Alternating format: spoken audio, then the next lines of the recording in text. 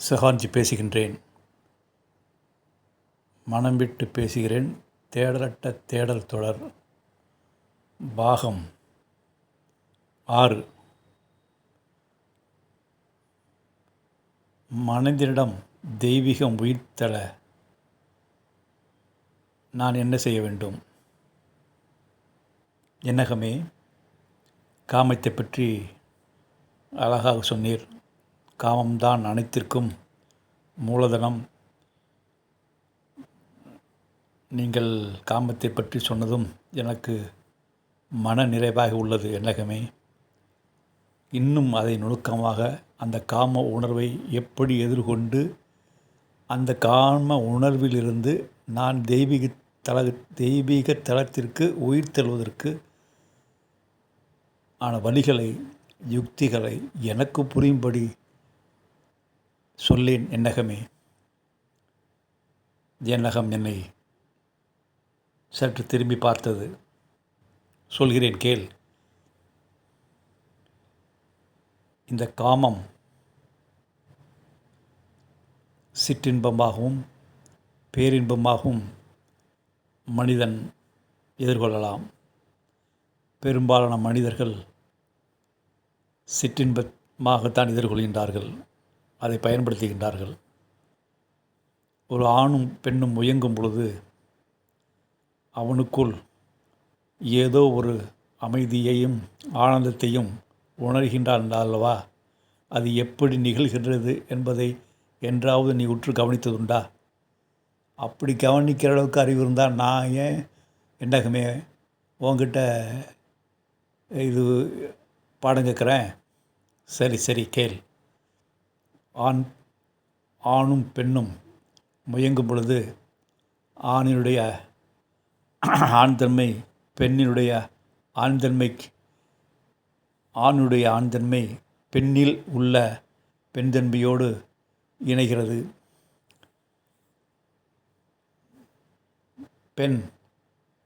பெண்ணில் உள்ள ஆண்தன்மை ஆணில் உள்ள பெண்தன்மையோடு இணைகிறது. இதில் என்னவென்றால், காமம் எதிர்பால் தூண்டுதல். அந்த காம உணர்வு செங்குத்தாக மேல் எழுவதற்குத்தான் நாம் நினைத்து கொண்டிருக்கிறோம். ஆண் பெண்ணோடு இணைவதால் இன்பம் வருகிறது என்று, பெண் ஆணோடு இணைவதால் இன்பம் வருகிறது என்று இல்லை. காமத்தில் ஈடுபடும் பொழுது, முயங்கும் பொழுது அவனுடைய சக்கரங்களுக்கிடையே உயிர் சக்தி பாய்கின்றதல்லவா? அந்த ஒவ்வொரு சக்கரங்களும் ஆண் தன்மையும் பெண் தன்மையாக இருக்கின்றதல்லவா? இந்த 6 சக்கரங்களுக்கு உயிர் சக்தி இணையும் பொழுது, உயிர் சக்தி பாயும் பொழுது, அப்படி பாய்வதற்குத்தான் எதிர்பால் பெண்ணினமும் பெண்ணுக்கு எதிர்பால் ஆணினமும் உதவியாக நடக்கின்றது. இருவரும் இணைகின்றனர். ஆனால் அவர்கள் அந்த சிற்றின்பத்தை எப்படி உணர்கின்றார்கள் அல்லவா? அந்த காமத்தின் உச்சத்தில் அவருடைய மனமற்ற நிலைக்கு செல்கின்றது. அந்த மனமற்ற நிலை என்ற இறைத்தன்மை உணர்வதால் தான் அவன் இனம் புரியாத ஒரு உணர்வை உணர்கின்றான். அந்த உணர்வின் இயக்கத்திற்காகத்தான் மனிதர்கள் சிற்றின்பத்திற்காக படாத பாடுபடுகின்றார்கள். அதை நுட்பமாக கவனித்தால், எதிர்பால் பெண்ணினம் இல்லாமலேயே அவனை உற்று நோக்கி அவன் சக்தியை பெருக்கி அவனுடைய மூலாதாரத்திலிருந்து சக்தியை செங்குத்தாக எழுப்பினாலே அவன் எதிர்பாலரை எதிர்பார்க்க தேவையில்லை. அவனுக்குள்ள ஆண்தன்மையும்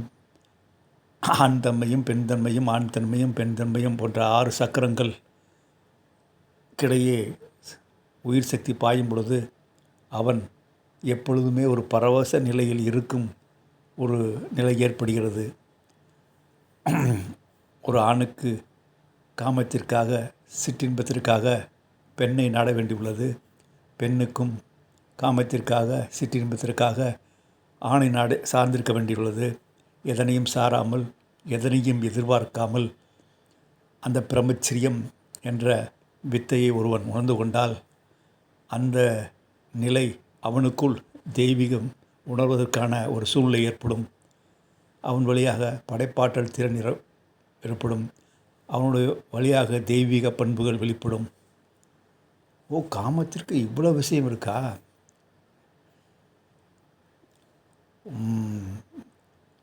என்னகமே, எனக்கு ஒரு கேள்வி கேள்.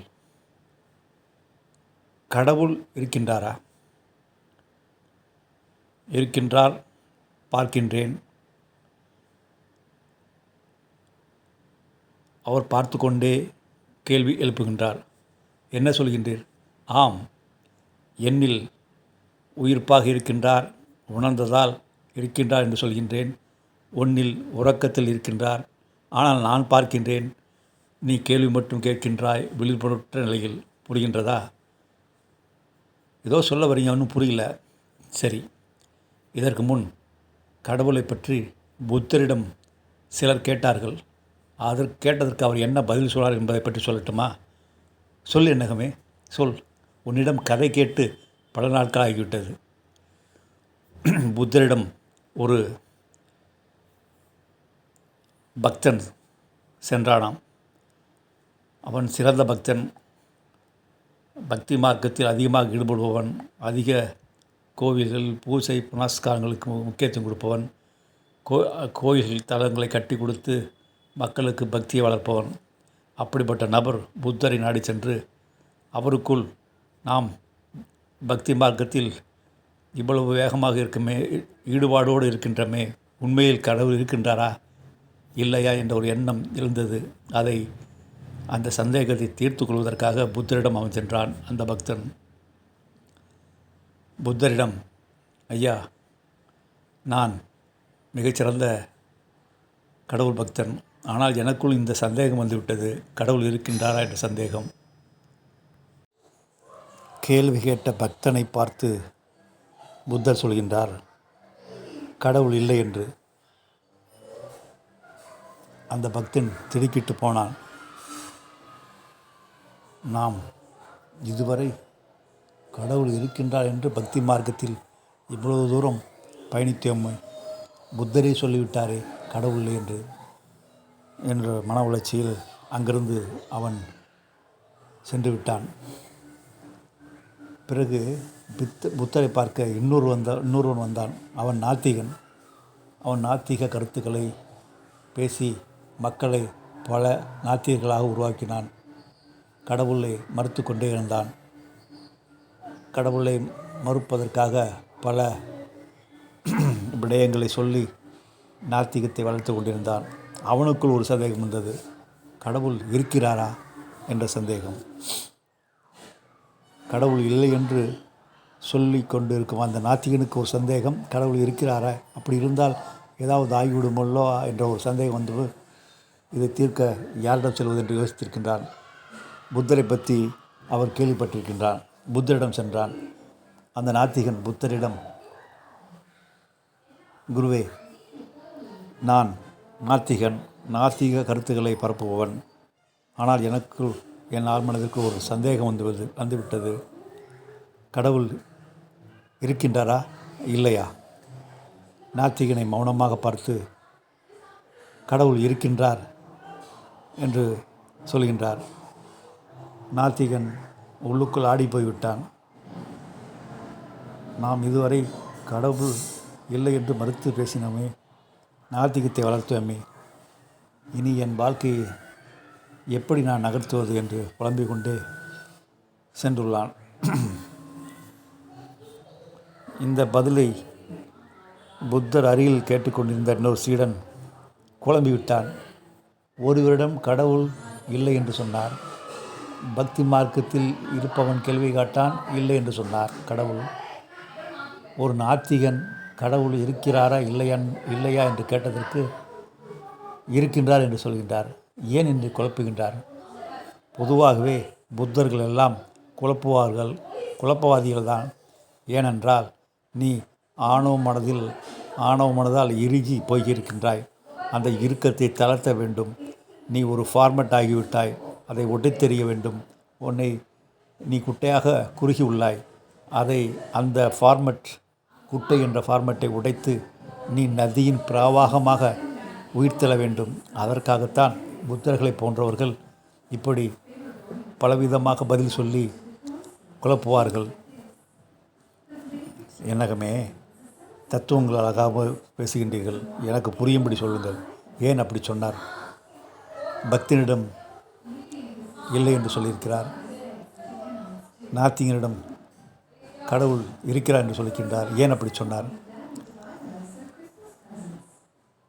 இதே கேள்விதான் புத்தரின் சீடன் புத்தரிடம் கேட்டான்.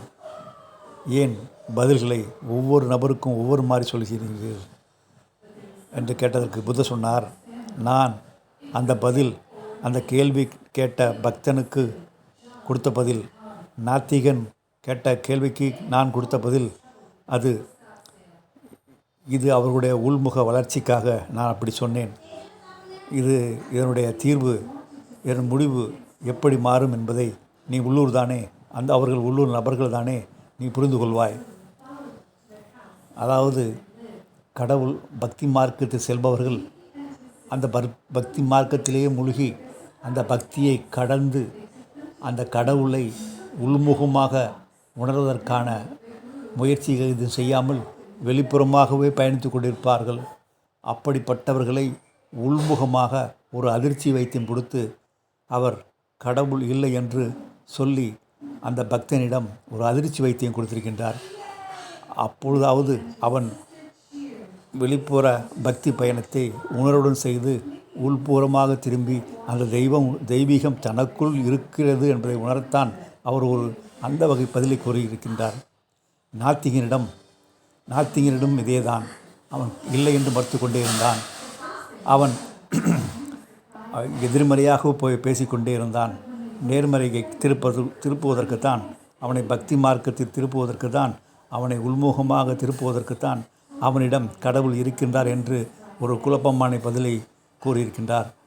அவர்களிடம் ஒரு அதிர்ச்சி வைத்தியம் நடக்க வேண்டும். அப்படி நடந்தால்தான் அவர்களுடைய இறுகிய ஆணவ மனம் இலகி மென்மையாகி அந்த மென்மையான மனதில்தான் தெய்வீக பண்புகள் வெளிப்படும். அந்த மென்மையான மனதில்தான் உள்முக பயணத்திற்கான ஆயத்தம் ஏற்படும். அந்த மென்மையான மனதில்தான் தியானத்தன்மை உயிர்த்தெழும். அதற்காகத்தான் புத்தர் அப்படி சொல்லியிருக்கின்றார். இது பரவாயில்லை, புத்தர் பரவாயில்லை. ஏனென்றால் மகாவீரிடம் இதே கேள்வியை கடவுள் இருக்கின்றாரா என்று கேட்டால் அவர் பதில் 7 விதமாக சொல்வார். கடவுள் இருக்கின்றார், கடவுள் இல்லை, கடவுள் இருந்தும் இல்லாமல் இருக்கிறார், கடவுள் இல்லாமலும் இருக்கிறார் என்று மாறி மாறி சொல்லிக்கொண்டே இருப்பார். ஏன் ஞானமடைந்த ஞானிகள் இப்படி குழப்புகின்றார்கள்? ஏனென்றால் நீ எங்கேயும் உறைந்து நின்று கூடாது. நீ நதியின் பிரவாகமாக பயணித்து வர வேண்டும். நீ தெய்வீக தலத்திற்கு செல்ல வேண்டுமென்றால் மத்திம கோயில் வழியாக நேராக தொடர்ந்து செல்ல வேண்டும். தெய்வீக தலத்திற்கு செல்வதற்கு மத்தியம கோயில் வழியாக செல்லணுமா, நேராக செல்லணுமா, தொடர்ந்து செல்லணுமா? ஏதோ சொல்ல வரீங்க, என்னக்குமே கொஞ்சம் தெளிவாக சொல்கிறேன். நீ உன்னுடைய உள்ளார்ந்த தெய்வீக தன்மைகளை உணர்வதற்கு முயற்சிக்கும் பொழுதெல்லாம் பல இடையூறுகள் வரும். நீ ஒன்றில் அதிகமாக ஈடுபட்டு விடுவாய், அதனால் நீ பாதிக்கப்படுவாய். ஒன்றை அதிகமாக வெறுத்து விடுவாய், அதனாலும் பாதிக்கப்படுவாய். மத்தியம நிலையில், நடுநிலையில் நேராக தொடர்ந்து பயணிக்க வேண்டும். அந்த நேராக தொடர்ந்து பயணிக்கும் அந்த பயணம்தான் உனக்குள் தெய்வீகத்தை உணர்வதற்கான வழிவகை ஏற்படும். நெஞ்சகமே, இப்பொழுது இன்னொரு கேள்வி வருகின்றது, கேட்கட்டுமா? கேள். கடவுளின் பேரரசை அறிய குழந்தையாக வேண்டும் என்று இயேசு சொல்கின்றார்களே, அப்படி சொல்வதின் அர்த்தம் என்ன? ஏன் அவர்கள் மனிதர்களை குழந்தையாக மாற வேண்டும் என்று சொல்கிறார்? குழந்தமையாக மாற வேண்டும் என்று சொல்கிறார். உன் மனதளவில் குழந்தையாக மாறு என்று சொல்கின்றார் இயேசு. ஏன்? அப்பொழுதுதான் உன் நெஞ்சகத்தின் முகவரி உனக்கு கிடைக்கும். நெஞ்சகத்தின் முகவரி அறிய நான் குழந்தையாக மாறினால் போதுமா? அதை கேட்பதற்கு எளிதாக இருக்கும். அதை முயற்சித்துப் பார். தொடர்ந்து முயற்சி, வைராக்கியம் கொள். உன் மனதில் உள்ள அத்தனை அழுக்குகளையும் உற்று பார்த்து அதை சுத்தம் செய். பல மன அழுக்குகள் உன்னில் பதியப்பட்டுள்ளன எண்ணங்களாக. அத்தனையும் தன் உணர்வோடு எதிர்கொண்டு அதனை அழித்துவிடு. உன் ஆணவ மனதை இரண்டாம் நிலைப்படுத்திவிடு. இப்படி தொடர்ந்து தன் உணர்வுடன் உன் வாழ்வில் செயற்பட்டால் நீ உள்முகமாக பயணித்து உனக்குள் இருக்கும் தெய்வீக தலத்திற்கு நீ உயிர் தெளிந்து விடுவாய். சரி என்னகமே, நான் நெஞ்சக தலத்திற்கு சென்றுவிட்டால் என்னுடைய அறிவு எப்படி இருக்கும்? இதற்கு ஒரு கதை சொல்கின்றேன். இது நடந்த கதை. இதை ஒரு காணொளியில் கேட்டேன். அதை உனக்கு எடுத்துக்காட்டாக சொல்கின்றேன். ஒரு வியாபாரி வடநாட்டிலிருந்து துணிகளை குறைந்த விலைக்கு வாங்கி தமிழ்நாட்டில் அதிகமாக விற்று செல்வந்தராக இருக்கின்றார். அவருக்கு மனதில் ஒரு குற்ற உணர்வு ஏற்படுகின்றது. நாம் குறைந்த விலைக்கு வாங்கி 10 மடங்கு விலை விற்று அதிகம் சம்பாதிக்கின்றோம். இது ஒரு பாவச் செயல் அல்லவா என்ற குற்ற உணர்வுடன் அவர் தினமும் வாரத்திற்கு ஒரு முறை காஞ்சிபுரத்தில் உள்ள காமாட்சி அம்மன் கோயிலுக்கு சென்று தன் பாவ எண்ணங்களை சொல்லி முறையிட்டு தன் பாவச் சுமைகளை இறக்கி வைப்பாராம். அந்த கோயிலுக்கு செல்லும் பொழுது தினமும் அவருடைய மகன் 7 வயது மகனையும் அழைத்து செல்வாராம். இது அவரது வாரம் அந்த கோயிலுக்கு சென்று தன் மனபாரத்தையும் பாவங்களையும் இறக்கி வைத்துவிட்டு வருவாராம். ஒரு நாள் அவர் வங்கிக்கு சென்றுள்ளார். அப்பொழுதும் அவரது 7 வயது மகனை கூட்டி சென்றுள்ளார். வங்கி மேலாளரிடம் சந்தித்து பேச சென்ற பொழுது அங்கு ஒரு நெசவாளி அந்த வங்கி மேலாளரிடம் லோன் கேட்டு வாதாடி கொண்டிருக்கின்றார். அந்த மேலாளர் லோன் கொடுக்க முடியாது, ஏதாவது சூரிட்டி இருந்தால் கொடு, அப்பொழுதுதான் தருகின்றேன் என்று கூறிவிட்டார். என் மகள் திருமணத்திற்காக நான் கேட்கின்றேன், ஏன் லோன் இல்லை என்று சொல்கின்றீர்கள், ஏன் கடன் இல்லை என்று சொல்கின்றீர்கள் என்று அவர் வாக்குவாதம் செய்கின்றார். இந்த வாக்குவாதத்தை வியாபாரி மகன் 7 வயது சிறுவன் பார்த்துவிட்டு தன் தந்தை தனியாக அழைத்து, நீங்கள் செய்யும் பாவத்தை குறைப்பதற்காக வாரம் கோயிலுக்கு சென்று காமாட்சி அம்மனிடம் முறையிட்டு இறக்கி வருகின்றீர்கள். மற்றவர்களுக்கு நல்லது செய்தால் புண்ணியம் வரும் என்று நீங்கள் என்னிடம் சொல்லியிருக்கின்றீர்கள். நான் ஒரு விஷயம் சொல்கின்றேன், அதை செய்கின்றீரா என்று கேட்டதற்கு, சொல் மகனே என்று அந்த வியாபார தந்தை கேட்டிருக்கின்றார். இந்த நெசவாளி தன் மகள் திருமணத்திற்காக கடன் கேட்டு மேலாளரிடம் வாதிட்டு கொண்டிருந்தார்.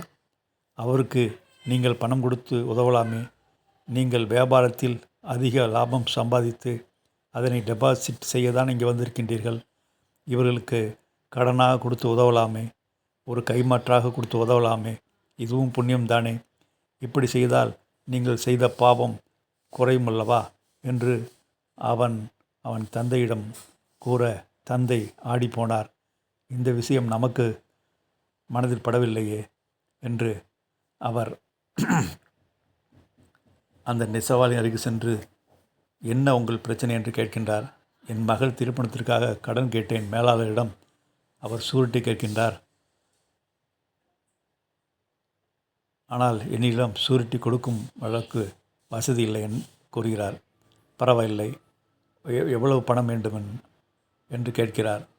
5 லட்சம் என்று அவர் கூற, இதோ இதை வைத்து கொள்ளுங்கள், உங்களுக்கு எப்பொழுது வசதி ஏற்படுகின்றதோ அப்பொழுது திருப்பி கொடுங்கள் என்று அந்த வியாபாரி சொல்ல, அந்த நெசவாளி, நான் இதை உங்களிடமிருந்து எதையும் கொடுக்காமல் வாங்குவதற்கு தயக்கமாக உள்ளது, வாருங்கள் என் வீட்டிற்கு.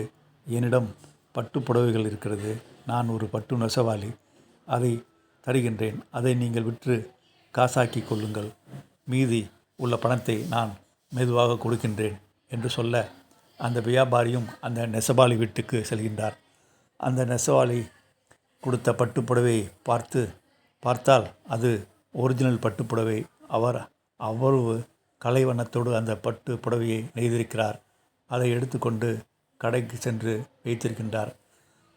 அதை அந்த பட்டுப்புடவையை பார்த்த ஒருவன், இது ஒரிஜினல் பட்டு, சிறப்பாக நெய்யப்பட்டுள்ளது. இந்த பட்டு புடவை எவ்வளவு என்று சொல்லுங்கள், நான் வாங்கிக் கொள்கிறேன். அனைத்தையும் வாங்கிக் கொள்கிறேன் என்று வாடிக்கையாளர் சொல்ல, ஒரு பட்டுப்புடவை 50,000 என்று சொல்கிறார். பரவாயில்லை, நான் வாங்கி கொள்கிறேன். இந்த 10 புடவையும் எனக்கு கொடுங்கள் என்று சொல்கிறார். அப்பொழுது யோசிக்கின்றார், இவ்வளவு திறமை கொண்ட அந்த நெசவாளி தன் திறமையை உணராமல் ஒரு வங்கி மேலாளரிடம் பணத்திற்காக அல்லாடி கொண்டிருக்கின்றார் என்று யோசித்துவிட்டு அந்த பணத்தை எடுத்து கொண்டு போய், நீங்கள் கொடுத்த புடவை சிறப்பாக இருந்தது, வியாபாரமாகிவிட்டது,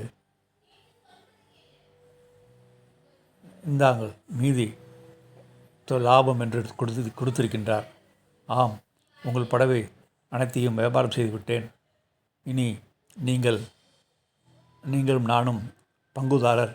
நீங்கள் பட்டுப்புடவை நெய்து கொடுங்கள், நான் விற்று தருகிறேன். அதில் வரும் லாபத்தை நாம் இருவரும் பங்கிட்டு கொள்ளலாம் என்று கூறுகின்றார். இந்த பிரபஞ்சம் யாரை எப்பொழுது சந்திக்க வைக்கிறதோ அது புதிராகத்தான் உள்ளது. ஒவ்வொரு சந்திப்பும் 1000 பொற்காசுகளுக்கு சமம் என்று என் குரு கூறுவார். அது உண்மைதான். சரி, என் நகமே, நெஞ்சகத்தின் முகவரிக்கு சென்றால் என்னுடைய மனநிலை எப்படி இருக்கும் என்று தான் கேட்டேன். அதற்கு பதில் சொல்லவில்லையே. பதில் சொல்கிறேன். அந்த 7 வயது சிறுவன், அந்த மனநிலை. அவன் அந்த நெசவாளியை பார்த்திருக்கின்றான். அந்த நெசவாளியை பேரன்போடு பார்த்திருக்கின்றான். ஒரு பிறந்த குழந்தை 7 வயது வரைக்கும் ஒரு தூய்மையான மனதுடன், நெஞ்சக உணர்வுடன், நெஞ்சக அரசுடன், தெய்வீகத்தனமாகத்தான் செயல்படும். ஆனால் அந்த 7 வயதிற்குள்ளேயே இந்த சமூகம் பல விஷயங்களை திணித்து அவன் நெஞ்சகத்தை மாசுபடுத்தி விடுகிறது. ஆனாலும் அந்த 7 வயது சிறுவன் அதிக மாசுபடாமல் இருந்ததால் அவனுடைய நெஞ்சக அறிவால் அந்த நெசவாளிக்கு உதவ வேண்டும் என்று அவனது தந்தையிடம் அறிவுரை கூறினான் அல்லவா? அப்படிப்பட்ட நிலைக்கு நீ செல்வாய். நீ கொடுக்கும் மனப்பான்மைக்கு உயர்ந்து விடுவாய். நீ பகிர்தல் தன்மைக்கு உயர்ந்து விடுவாய். நீ அன்புடன் பார்க்கும் பார்வைக்கு உயர்ந்து விடுவாய். நீ ஆத்ம பார்வை பார்க்கும் தளத்திற்கு தாவி விடுவாய். அதற்காகத்தான் இயேசு போன்றவர்கள், நீ குழந்தையாக மாறு, கடவுளின் பேரரசை அறியலாம் என்று கூறுகின்றார்கள். புரிகிறதல்லவா? ஓ, புரிகிறது என் நகமே. அருமையாக சொன்னீர். அற்புதம். மேலும் சொல்கின்றேன். பாலுணர்வு அற்புதமான உணர்வு. அதை தவறாக பயன்படுத்தி விடாதே. எதிர்பாலினரை அவர்கள் சம்மதமில்லாமல் அவர்களோடு கட்டாயப்படுத்தி முயங்கி விடாதே. அது அவர்களுடைய ஆத்மாவிற்கு செய்யும் துரோகம். ஒரு மனிதன் ஒரு எதிரால் நபரை 3 நிமிடம் தொடர்ந்து பார்த்தாலே அது வன்முறைக்கு சமம் என்று சொல்கின்றார்கள். இப்படி இருக்கும் பொழுது ஒரு பெண்ணை முறையற்று பார்ப்பதும் ஒரு மிகப்பெரிய வன்முறைதான். ஆகையால் உன்னுடைய பாலுணர்வு உள்முகமாக உயிர்த்தல. எதிர்பாலினரை நீ ஒரு பெண்ணை பார்க்கும் பொழுது நீ ஒரு தூண்டுதல் சக்தியாக மாற்றிவிடு. அதை எப்படி மாற்றுவது? நான் ஒரு அழகான பெண்ணை பார்த்தால் அந்த பெண்ணை அடைந்து அதோடு இணையத்தானே கற்பனைகள் தோன்றுகிறது. அப்படி செய்யாதே. அப்படி செய்தால் உன்னுடைய ஆணவ மனம் இன்னும் அதிகமாக இருக்கும். நீ உன்னுடைய உயிர் சக்தி விரயமாகும். சரி, என்ன செய்வது? அழகான பெண்ணை பார்க்கின்றார். பார்த்த உடனேயே சட்டென உன்னை கவனித்துக்கொள். உனக்குள் என்ன மாற்றம் நிகழ்கிறது என்று பார். அப்படி பார்க்கும் பயிற்சியை எடுத்துக்கொண்டால் அந்த அழகு உணர்வு, எதிர்பால் இனத்தவரின் அழகு உணர்வு உன் உயிர் சக்தியை செங்குத்தாக மேலச் செய்து உனக்குள் தெய்வீக சக்தி வெளிப்படுவதற்கான ஒரு சூழ்நிலையை ஏற்படுத்தும். இப்படித்தான் எதிர்பாலினத்தை பயன்படுத்த வேண்டும். ஜனனத்திற்கு மட்டும் நீ போகத்தை பயன்படுத்திக்கொள். அப்படி திருமணம் செய்தால் 15 நாட்களுக்கு ஒரு தடவை நீ மனைவியோடு காமம் செய். காதல் என்றால் என்ன தெரியுமா? காத்திருந்து தவித்திருந்து இல்லறத்தில் ஈடுபடுவது. காத்திருந்து தவித்திருந்து இல்லறத்தில் ஈடுபடுவது.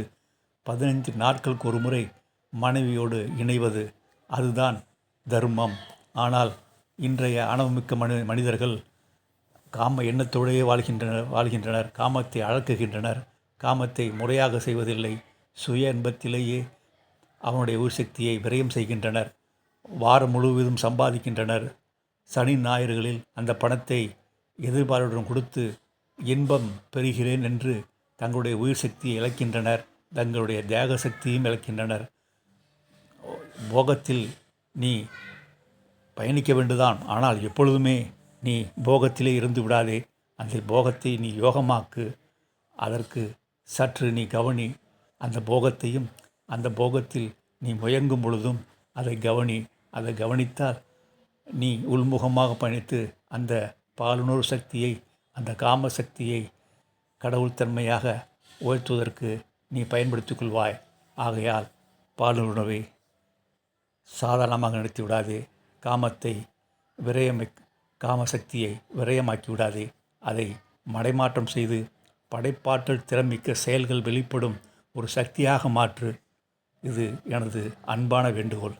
என்னகமே அருமையான கருத்துக்களை, அருமையான ஞான யுக்திகளை வழங்கினீர்கள். நான் உங்களுக்கு எப்படி நன்றி சொல்வது? எனக்கு நன்றி சொல்வது இருக்கட்டும். நான் ஒன்று சொல்கின்றமா? நான் ஒன்று சொல்லட்டுமா? சொல் என்னகமே. எளிதாக உன்னுள் தெய்வீக பண்பு வெளிப்பட வேண்டுமென்றால் நான் ஒன்று எளிதான ஒரு ஞான யுக்தியை வழங்குகிறேன். அதை நீ நாளில் ஒவ்வொரு நாளும் ஒவ்வொரு நிமிடமும் அதை பயன்படுத்து, பயிற்சி செய்.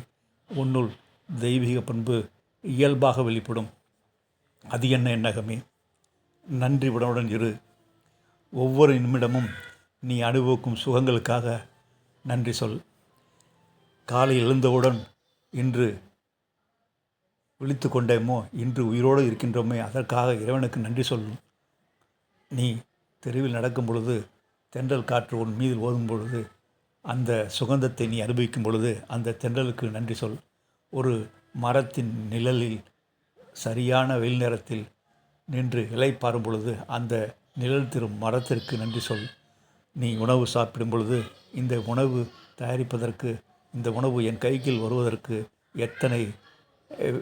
எத்தனை விவசாயிகள், எத்தனை நபர்கள் உழைப்பு ஒளிந்து கொண்டிருக்கிறது. அத்தனை உழைப்பாளிகளுக்கும் நன்றி சொல். இந்த தேகம் உனக்குள் ஒரு உன்னதமான சக்தியை தாங்கிக் கொண்டிருக்கிறதல்லவா? அந்த தேகம் ஆரோக்கியமாக இருக்கிறதல்லவா? அந்த ஆரோக்கியமாக இருத்தலுக்கு இந்த இறைத்தன்மை மறைமுகமாக உதவுகின்றதல்லவா? அந்த தேக ஆரோக்கியத்திற்காக அந்த இயற்கையிடம் நன்றி சொல். அந்த தெய்வீகத்திடம் நன்றி சொல். ஒவ்வொரு சிறு செயலுக்கும் நன்றி சொல் பழகு. மனிதர்கள் மட்டும் நன்றி சொல்லிவிட்டு விடாதே. அகரிணிகளுக்கும் பொருட்களுக்கும் நன்றி சொல். பொருட்கள் என்று சொல்வதே தவறு. இன்றைய விஞ்ஞானம் பொருட்களையும் ஒருவித சக்தி நிலை என்று கண்டுபிடித்து விட்டார்கள். அது இறுகித்தான் உள்ளது.